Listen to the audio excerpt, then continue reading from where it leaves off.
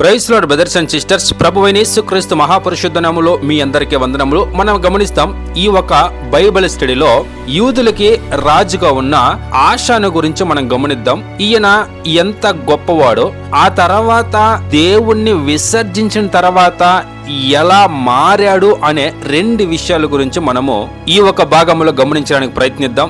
మొట్టమొదటగా మనము గమనించినట్లయితే 2 దినవృత్తాంతముల గ్రంథము 15వ అధ్యాయము 1వ వాక్యము గమనించినప్పుడు, ఆ కాలమున దేవుని ఆత్మ ఓబేదు కుమారుడైన అజర్య మీదకి రాగా అతడు ఆసాను ఎదుర్కొనబోయి ఇలాగూ ప్రకటించెను.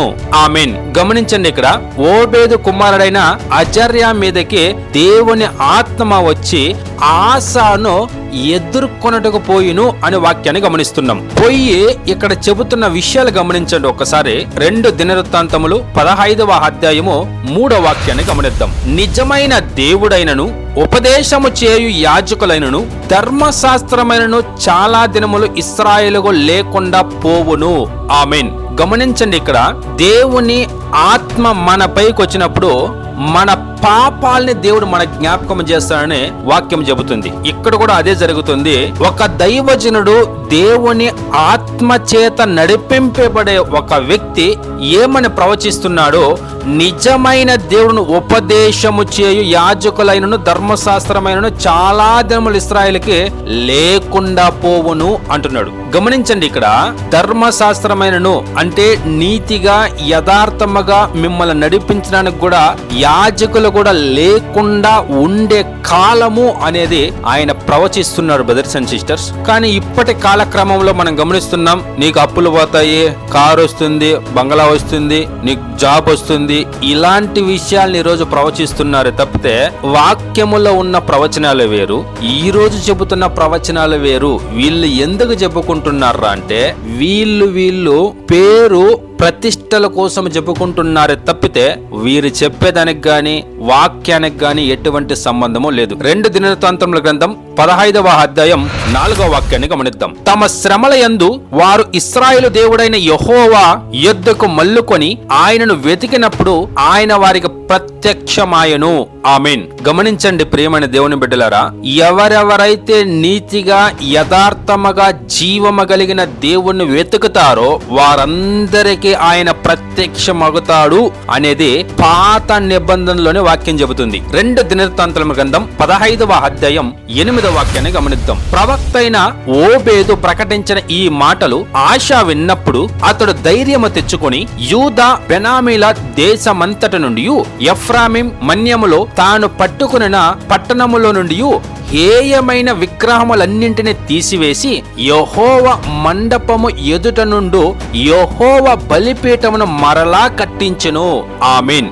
గమనించండి ప్రియమైన దేవుని బిడ్డలారా, ఇక్కడ ఓబేద ప్రవక్త అయిన దైవజనుడు ప్రకటిస్తుండగా ఆశ ఏమి చేశారా అంటే భయపడి దేవుని వైపు తిరిగి ఆయన చేసిన కార్యం ఏమరంటే మొట్టమొదటగా యెహోవా మండపము ఎదుట నుండి యెహోవా బలిపీఠమును మరలా కట్టించెను. అంటే అదేమైంది? పాడైపోయింది. ఎందుకంటే వీళ్ళు విగ్రహారాధన చేసుకుంటున్నారు గనుక జీవము కలిగిన దేవుని వదిలేశారు. గమనించండి, ఇక్కడ ఆశా రాజు ఈ మాటలు వినిన తర్వాత ఆయన చేసిన మొట్టమొదట పని ఏంటంటే విగ్రహములన్నిటిని తీసివేసి, కేవలము దీని ప్రతిఫలం ఏంటి? ఈ ఒక్క మాటకి ఆశారాజు లోబడిన తద్వారా జరిగిన ఆశీర్వాదం ఏంటి అని గమనించండి. 2 దినవృత్తాంతముల గ్రంథం 15వ అధ్యాయం 9వ వాక్యాన్ని గమనిద్దాం. యూదా వారందరినీ పెనామీల అందరినీ ఎఫ్రాం, మనష్షే, షిమ్యోన్ గోత్ర స్థానములో నుండి వచ్చి వారి మధ్య నివసించు పరదేశులను సమకూర్చెను. అతని దేవుడైన యెహోవా అతనికి సహాయకుడై ఉండుట చూచి ఇశ్రాయేలు వారిలో నుండి విస్తారమైన జనులు అతని పక్షమున చేరిరి. ఆమేన్. గమనించండి ప్రియమైన దేవుని బిడ్డలారా, యెహోవా నాకు ఆశ్రయుడు అనే వాక్యము రాసుకుంటే మనకి ఆశ్రయంగా ఉండడు. యెహోవా నాకు కాపరి అని నేను రాసుకుంటే నాకు ఆయన కాపరిగా ఉండడు.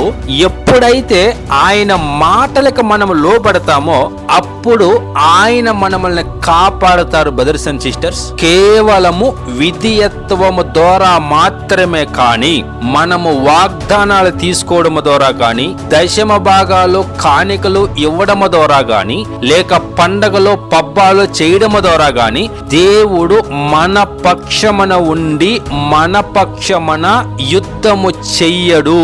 ఆయన మాటకి విధేయుల అయినప్పుడు మన పక్షమున ఉంటాడు సర్వశక్తి గల దేవుడైన యేసుక్రీస్తు. ఇలా విధేయత అవడం ద్వారా ఇక్కడొచ్చిన ఒక పెద్ద విజయవంతమేంటి అని గమనిద్దాం. 2 దినవృత్తాంతముల గ్రంథం 15వ అధ్యాయం 12-13 వాక్యాలు గమనిద్దాం. పూర్ణ హృదయముతోను పూర్ణ ఆత్మతోను తమ పితరుల దేవుడైన యెహోవా యొద్ద తాము విచారణ చేయుదుమనియు, పిన్నలే గాని పెద్దలే గాని పురుషులే గాని స్త్రీలే గాని ఇశ్రాయేలు దేవుడైన యెహోవా యొద్ద విచారణ చేయన వారందరికీ మరణము విధించుదమనియో నిష్కరణ చేసుకొనిరి.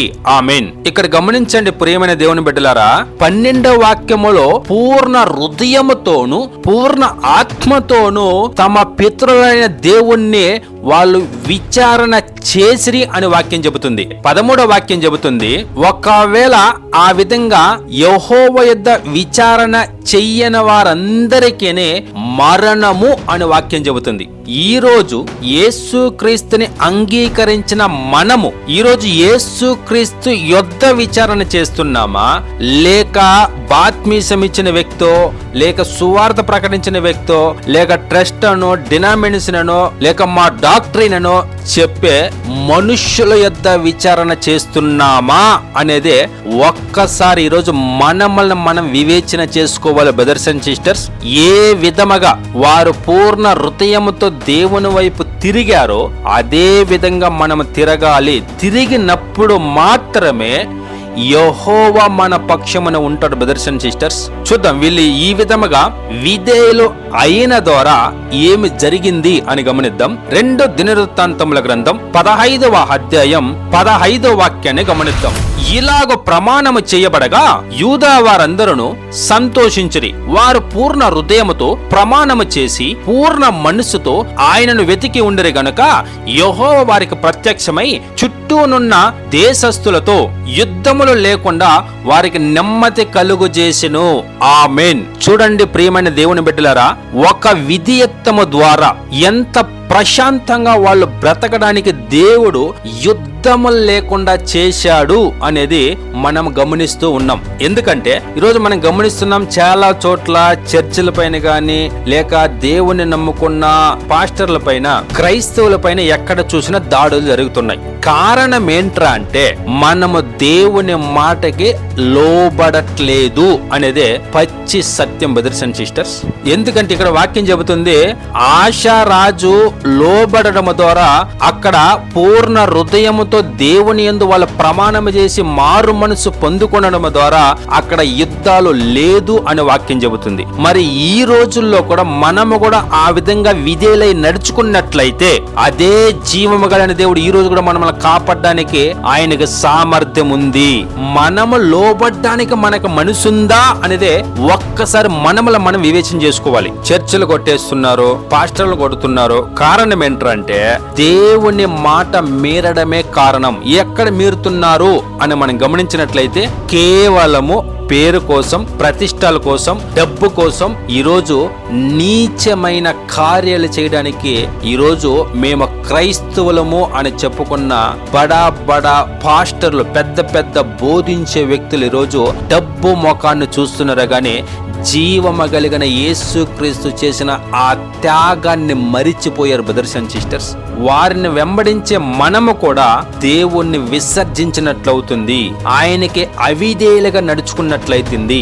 అలా నడుచుకున్నట్లయితే ఎలా దేవుడు మన పక్షమున ఉంటాడు, ఎలా మనకి ఆయన రక్షణ ఇస్తాడు బ్రదర్స్ అండ్ సిస్టర్స్. గమనిద్దాం. 2 దినవృత్తాంతముల గ్రంథం 15వ అధ్యాయం 16వ వాక్యాన్ని గమనిద్దాం. మరియు తన తల్లి అయిన మయాక అసహాయమైన ఒక దేవత స్తంభమును నిలిపినందున ఆమె ఇక పట్టణపు దేవి అయి ఉండకుండా రాజైన ఆస ఆమెను త్రోసివేసి ఆమె నిలిపిన విగ్రహములను పడగొట్టి చిన్న భిన్నము చేసి కిద్రోన్ వాగు దగ్గర దాన్ని కాల్చివేసెను. ఆమేన్.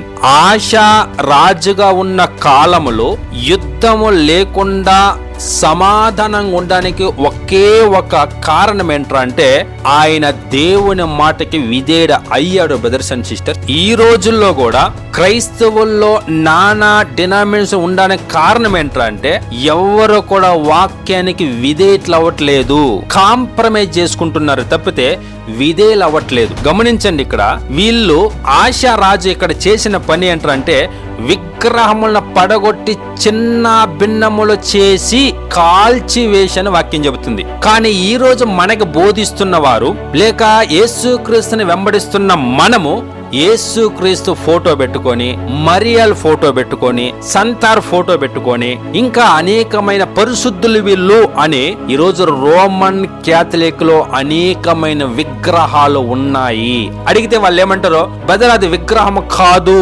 మేము వాటిని పూజించము అని పచ్చి అబద్ధము చెబుతున్నారు. దీని పనిష్మెంట్ ఏమరా అంటే నిత్య నరకము అనేది వాక్యము ఖచ్చితపడుస్తుంది. బ్రదర్స్ అండ్ సిస్టర్స్, ఆ రోజు ఉన్న ఆశ దేవుని మాటకి విధేయులై నడుచుకున్న ఆశీర్వాదం యుద్ధము లేవు. కారణం ఏంటంటే మొట్టమొదటగా ఆయన విగ్రహాలను చిన్న భిన్నము చేశాడు. మొట్టమొదటి కారణం. ఈ రోజు కూడా క్రైస్తవంలో విగ్రహారాధనలు ఉన్నాయి.